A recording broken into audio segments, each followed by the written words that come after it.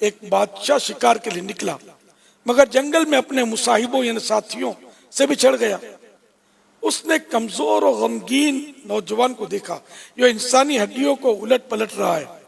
پوچھا، تمہاری یہ حالت کیسے ہو گئی ہے اور اس سنسان بیابان میں اکیلے کیا کر رہے ہو؟ اس نے جواب دیا، میرا یہ حال اس وجہ سے ہے کہ مجھے طویل سفر درپیش ہے۔ 2 موکل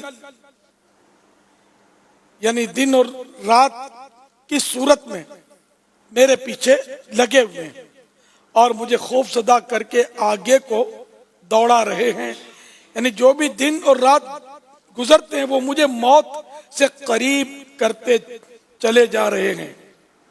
میرے سامنے تنگ و تاریک تکلیفوں بھری قبر ہے۔ گلنے سڑنے کے لیے عنقریب مجھے زیر زمین رکھ دیا جائے گا۔ ہائے ہائے، وہاں تنگی اور پریشانی ہوگی، وہاں مجھے کیڑوں کی خوراک بننا ہوگا۔ میری ہڈیاں جدا جدا ہو جائیں گی، اور اسی پر اکتفا نہیں بلکہ اس کے بعد قیامت برپا ہوگی، جو کہ نہایت ہی کٹھن مرحلہ ہوگا۔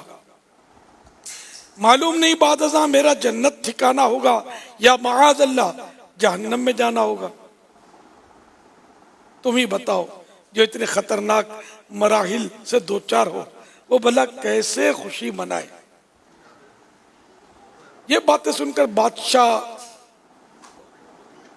حزن و ملال سے بے حال ہو کر گھوڑے سے اترا اور اس کے سامنے بیٹھ کر عرض گزار ہوا، اے نوجوان، آپ کی باتوں نے میرا سارا چین چھین لیا اور دل کو اپنی گرفت میں لے لیا۔ ذرا ان باتوں کی مزید وضاحت فرما دیجئے۔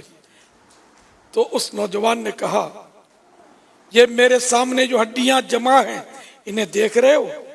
یہ ایسے بادشاہوں کی ہڈیاں ہیں جنہیں دنیا نے اپنی زینت میں الجھا کر فریب میں مبتلا کر دیا تھا۔ یہ خود تو لوگوں پر حکومت کرتے رہے مگر غفلت نے ان کے دلوں پر حکمرانی کی۔ یہ لوگ آخرت سے غافل رہے یہاں تک کہ انہیں اچانک موت آ گئی۔ ان کی تمام آرزویں دھری کی دھری رہ گئیں، نعمتیں سلب کر لی گئیں، قبروں میں ان کے جسم گل سڑ گئے، اور آج انتہائی قسم پرسی کے عالم میں ان کی ہڈیاں بکھری پڑی ہیں۔ ان قریب ان کی ہڈیوں کو پھر زندگی ملے گی اور ان کے جسم مکمل ہو جائیں گے، پھر انہیں ان کے اعمال کا بدلہ ملے گا، اور یہ نعمتوں والے گھر جنت یا عذاب والے گھر دوزخ میں جائیں گے۔ اتنا کہنے کے بعد وہ نوجوان بادشاہ کی آنکھوں سے اوجھل ہو کر معلوم نہیں کہاں چلا گیا۔ ادھر خدام جب ڈھونڈتے ہوئے پہنچے تو بادشاہ کا چہرہ اداس اور اس کی آنکھوں سے سیل اشک رما تھا، یعنی وہ رو رہا تھا۔ رات آئی تو بادشاہ نے لباس شاہی اتارا اور 2 چادریں جسم پر ڈال کر عبادت کے لیے جنگل کی طرف نکل گیا۔ پھر اس کا پتہ نہ چلا کہ کہاں گیا۔ اے پیارے پیارے سائیں بھائیوں، موت کے جھٹکوں اور نزعہ کی سختیوں کا علم ہونے کے باوجود افسوس ہم اس دنیا میں اطمینان کی زندگی گزار رہے ہیں۔ چاہے کوئی زندگی کی کتنی ہی بہاریں لوٹنے میں کامیاب ہو جائے مگر اسے موت کی خزاں سے دوچار ہونا ہی پڑے گا۔ کوئی چاہے کتنا ہی عیش و عشرت کی زندگی گزارے مگر موت تمام تر لذتوں کو ختم کر کے رہے گی۔ کوئی خواہ کتنا ہی اہل و عیال اور دوست و احباب کی رونقوں میں دل شاد ہو لے مگر موت اسے جدائی کا غم دے کر رہے گی۔ کتنے مغرور آبرودار موت کے ہاتھوں ذلیل و خوار ہو گئے۔ نہ جانے کتنے ظالم حکمرانوں کو موت نے ان کے بلند محلات سے نکال کر قبر کی کال کوٹھڑی میں ڈال دیا۔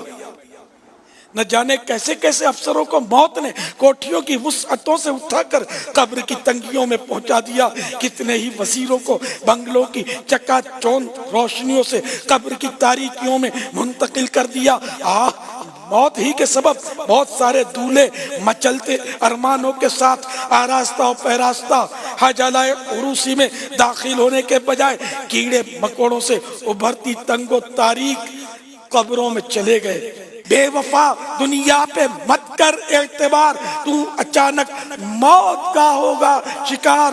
موت آئی پہلواں بھی چل دیے، خوبصورت نوجوان بھی چل دیے،